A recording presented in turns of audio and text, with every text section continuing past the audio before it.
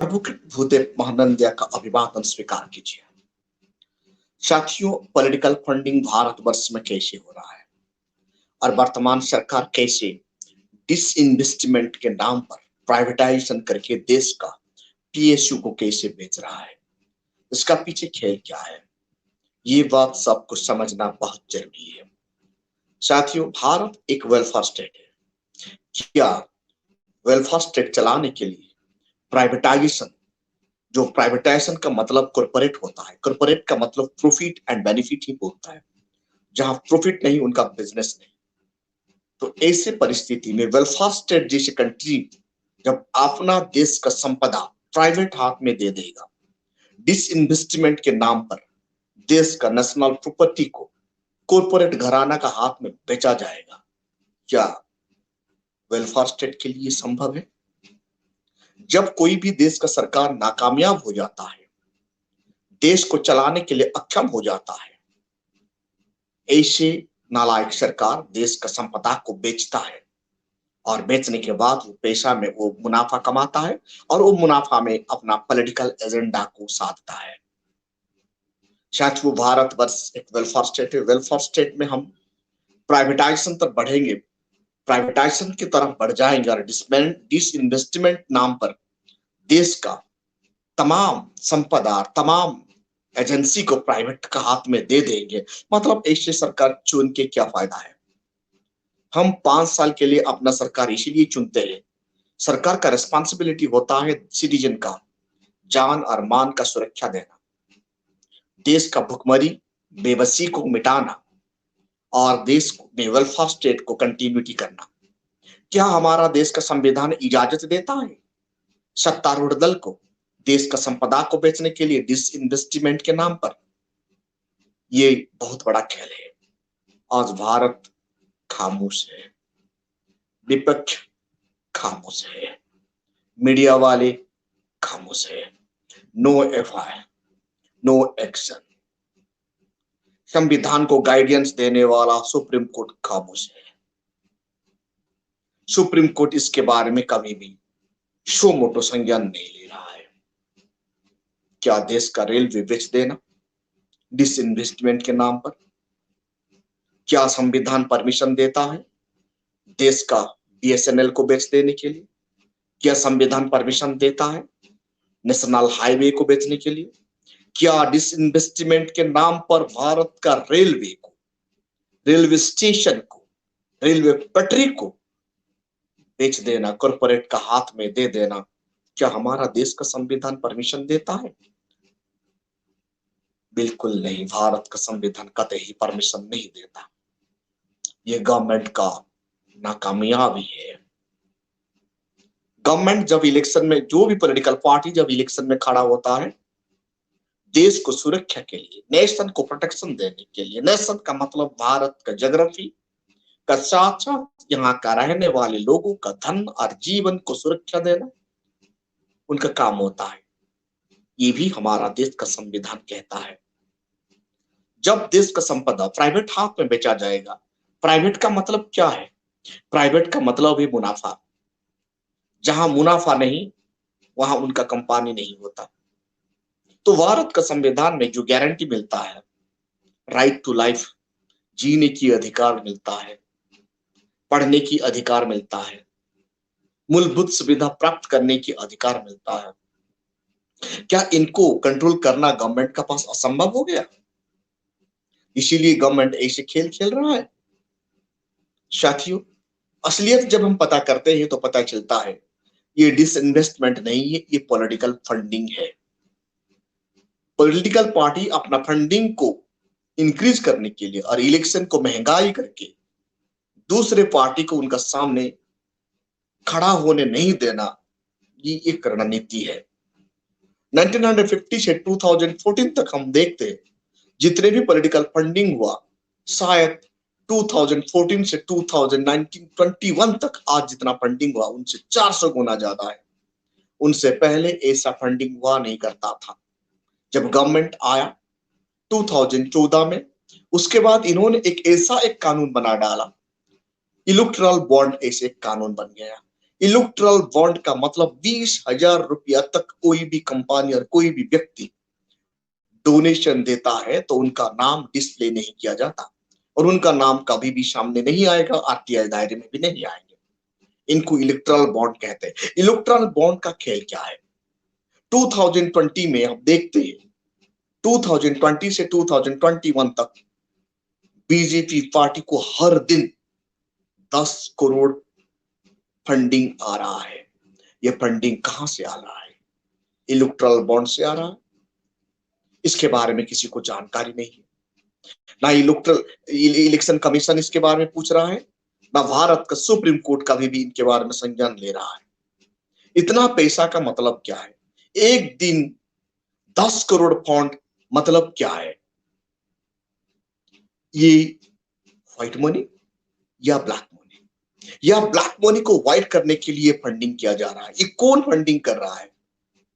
इतना पैसा political party को, बीजेपी को कैसे उगाया जा रहा है? इनके बारे में क्या भारत का सिटीजन आवाज नहीं करेंगे? इनके बारे में हमारा इलेक्शन कमीशन पॉलिटिकल पार्टी को नोटिस करना नहीं चाहिए? ना चाहिए? ये प्रश्न आता है। यह भारत सुप्रीम कोर्ट आंख मूंद कर चुपचाप रह जाएगा, या भारत का सुप्रीम कोर्ट सो मोटो संज्ञान में लेके इनके बारे में नोटिस जारी करेगा? साथियों, ये बड़ा हैरान कर देने वाला बात है। जब पॉलिटिकल पार्टी 10 करोड़ रुपए एक दिन फंडिंग लेता है तो सालाना उनका फंडिंग कितना हो जाएगा? तो 2024 आते आते और कोई ओपोजिशन पार्टी बीजेपी का सामने खड़ा हो नहीं पाएगा और इलेक्शन लड़ नहीं पाएगा। मतलब हर कोई वोट को ये पैसा का खेल से मपा जाएगा। भोले वाले सिटीजन को ये मोनी से खरीदा जाएगा और वोट खरीदा जाएगा और बेचा जाएगा, और हर कोई स्टेट में एनी पॉलिटिकल पार्टी स्टेबल राजनीति कर नहीं पाएंगे और बीजेपी का सामने ये टिक नहीं पाएंगे। ये डेमोक्रेसी के लिए बहुत बड़ा खतरा है। साथियों, ये पैसा कौन दे रहा है? किन किन कंपनी, किन किन इंडस्ट्री ने इनको ये पैसा, बीजेपी को पैसा दे रहा है? जो कंपनी को गवर्नमेंट फायदा दिला रहा है, देश का पीएसयू बेच रहा है, वही कंपनी बीजेपी को मुनाफा दे रहा है। वो पैसा लेकर इलेक्शन में पैसा का खेल हो रहा है। साथियों, आप देखेंगे नेशनल मैनेजमेंट मॉनिटरिंग कैसे हो रहा है हमारा देश को डिसइन्वेस्टमेंट नाम पर।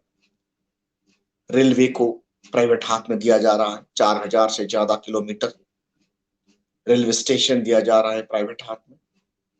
गैस पाइपलाइन दिया जा रहा है। भारत वर्ष का बीएसएनएल का जितना पाइपलाइन बिछाया गया था, जितना टावर, जितना इंफ्रास्ट्रक्चर, सब प्राइवेट हाथ में दिया जा रहा है। नेशनल 20,000 से ज्यादा किलोमीटर नेशनल रोड को प्राइवेट हाथ में दिया जा रहा है। मतलब क्या है? आप तो जानते हैं, महामारी में प्राइवेट का मतलब मुनाफा है। जब लोग 2019-20 में 2019 कोरोना पैंडेमिक में लोग मर रहे थे सड़क पर, गवर्नमेंट हॉस्पिटल को छोड़कर प्राइवेट हॉस्पिटल बिल लेने के लिए उतावला था। एक मरीज को 10 लाख 15 लाख रुपया ट्रीटमेंट का खर्चा ले रहा था, दूसरी तरफ गवर्नमेंट हॉस्पिटल फ्री में इलाज हो रहा था। ये वेलफेयर स्टेट है। जो वेलफेयर स्टेट का ऐसा ही संपदा प्राइवेट हाथ में बेचा जाएगा, मतलब आप रेलवे स्टेशन कदम लेते ही आपको पैसा भरना पड़ेगा, नेशनल हाईवे में कदम रखते ही आपको टिकट टैक्स देना, पैसा भरना पड़ेगा। देश को ये लोग क्या कर डाले हैं? वर्तमान गवर्नमेंट का डिसइन्वेस्टमेंट प्रोसेस क्या है? गवर्नमेंट 2020, 21, 22 में उनका लक्ष्य है, टारगेट है। 21-22 में केंद्र सरकार का टारगेट है 88,000 करोड़ रुपए का प्रॉपर्टी सेल करना है प्राइवेट हाथ में। उनके बदले में वो कंपनी उन्हें मुनाफा देगा। कितना पैसा देगा? वो पैसा क्या करेगा? इलेक्टोरल बॉन्ड से पैसा मिलेगा। इलेक्टोरल बॉन्ड से जो करोड़ों रुपया मिलेगा वो इलेक्शन में खेलेगा। लोगों का भावना का साथ खेलेंगे ये लोग, लोगों का वोट को खरीद के ले जाएंगे। क्या हमारा संविधान ऐसे करने के लिए इजाजत देता है? क्यों ऐसे स्थिति में हमारा सर्वोच्च न्यायालय, उच्चतम न्यायालय साइलेंस है? 2020-23 का टारगेट क्या है बीजेपी का और सरकार का? 2020-22 का टारगेट है 1,62 422,000 crores, 1,62,422 crores डिसइन्वेस्टमेंट टारगेट है। इतना मोनी का संपदा प्राइवेट हाथ में बेचने के लिए टारगेट है। और 2023 में भारत सरकार टारगेट ये 1,89,000 करोड़ रुपए डिसइन्वेस्टमेंट करना है और नेशनल प्रॉपर्टी को प्राइवेट हाथ में बेचना है। 2024 में नेशनल प्रॉपर्टी कितना बेचना है गवर्नमेंट का ये टारगेट है 1,67,345 करोड़ रुपए प्राइवेट हाथ में देना है और डिसइन्वेस्टमेंट करना है। मतलब 6 या 7 इंडस्ट्री को मालामाल करवाना और भारत में एक ही पार्टी बीजेपी इलेक्टोरल बॉन्ड भरवाना बीजेपी के नाम पर। क्योंकि 20,000 रुपया कोई भी इलेक्टोरल बॉन्ड भरता है तो उनका नाम डिस्प्ले नहीं होता, तो ऐसे कितनों लाखों करोड़ रुपया इलेक्टोरल बॉन्ड खरीदा दिया जा रहा है। एक दिन में 10 करोड़, मतलब आप क्या समझ रहे हैं? देश में पैसा है लेकिन देश का लोग गरीब बन चुके हैं। हमारा देश का इंडस्ट्रियलिस्ट का पास पैसा है, वर्ल्ड में अव्वल नंबर 2 और नंबर 3 पर आते हैं। लेकिन जब भारत का जीडीपी के बारे में हम देखते हैं 150 रुपया आ जाता है per day per capita income, 150 रुपया आ गया, मतलब देश 267 लाइन में आके खड़ा हो जाता है। हमारा देश का इकोनॉमी कितना डाउनफॉल है, ये खेल को समझना हर किसी का बस की बात नहीं है। साथियों, आज देश बेबस है, मीडिया दिखा नहीं रहा है, गवर्नमेंट का खिलाफ कोई एफआईआर नहीं हो रहा है, ओपोजिशन खामोश है। मतलब आज देश में बेरोजगार बढ़ रहा है। पीएसयू बेचा गया, मतलब प्रोडक्शन करने वाले पीएसयू प्राइवेट हाथ में चला गया। मतलब क्या है? ये प्राइवेट कंपनी मुनाफाखोर होंगे और गजब चला जाएगा लोगों का। मतलब absolute power is the absolute corrupt. Government absolute power है, इसलिए आज एब्सोल्यूट करप्ट हो रहा है। कोई बताने वाला नहीं है, कोई रोकने वाला नहीं है। ऐसे ही कंटिन्यू चलता रहेगा का आने वाला कल देश का भविष्य बर्बाद हो जाएगा।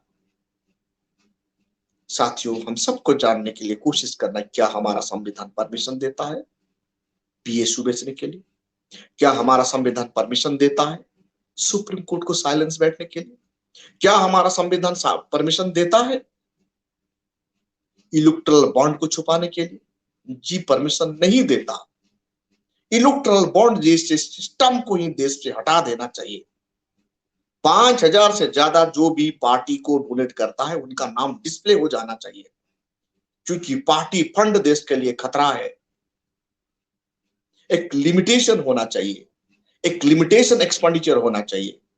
कोई भी पॉलिटिकल पार्टी एक सीट के लिए मिनिमम लिमिटेशन होना चाहिए ताकि खर्चा रोका जा सके। और कंपनी जो क्यों कंपनी करप्ट करता है? क्योंकि वो रूलिंग पार्टी को, विशेष पॉलिटिकल पार्टी को चंदा देता है इलेक्टोरल बॉन्ड के नाम पर।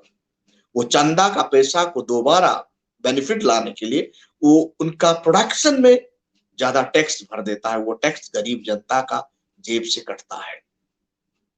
इसीलिए साथियों, देश को चलाना मामूली बात नहीं है। जिसको देश चलाना नहीं आता, ऐसे ही लोग देश का पीएसयू बेच डालते हैं। जिस घर का बेटा वर्थी होता है वो पापा का उनका पूर्वजों का संपदा को नहीं बेचता।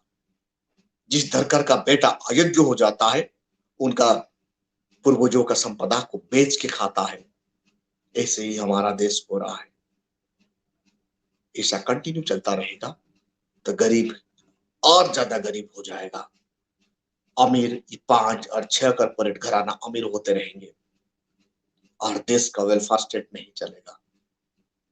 देश का संविधान को ये लोग जानबूझकर वायलेट कर रहे हैं। जागिए भारत का सिटीजन, संविधान को जानिए। जब सिटीजन जग जाते हैं ऑटोमेटिकली हमारा हर कोई कॉन्स्टिट्यूशनल बॉडी एक्टिव हो जाता है। देश को बचाना हर कोई सिटीजन का वर्क है। वर्तमान सरकार नेशनलाइज्ड नाम पर, नेशनल सिक्योरिटी के नाम पर हर कुछ असंभव काम कर रहा है। हर कोई करप्शन कर रहा है। जब भी देखो राफेल डील का बात आता तो नेशनल सिक्योरिटी बोल के इनको टाल दिया जाता है। पेगासस मामला जब आ गया, पेगासस जासूसी कांड जब आया, तो ये भी टालने के लिए कोशिश कर रहे थे नेशनल सिक्योरिटी का मामला। देश वर्तमान corrupt absolute power and absolute corrupt government से खतरे में है। देश को बचाना है, संविधान को बचाना है, नहीं तो आने वाले कल हमारा नस्ल का पास कुछ नहीं बचेगा, कुछ नहीं बचेगा। अभी भी वक्त है, अभी से भारत का सिटीजन सुधर नहीं जाएंगे तो आने वाला कल हमारा जनरेशन के लिए कुछ नहीं बचेगा। देश का संपदा सिर्फ 5 या 6 परिवार का हाथ में चला जाएगा। 2 वक्त का रोटी के लिए लोग तरसेंगे। हमको हर कोई सिटीजन का एक रिस्पांसिबिलिटी होता है, ये कॉन्स्टिट्यूशनल रिस्पांसिबिलिटी है, हमारा फंडामेंटल राइट जैसे होता है, हमारा फंडामेंटल ड्यूटी है। ये ड्यूटी को निभाना हर कोई सिटीजन का है और देश को बचाना है। Thank you. ये वीडियो को ज्यादा से ज्यादा लाइक कीजिए, कमेंट कीजिए और शेयर कीजिए।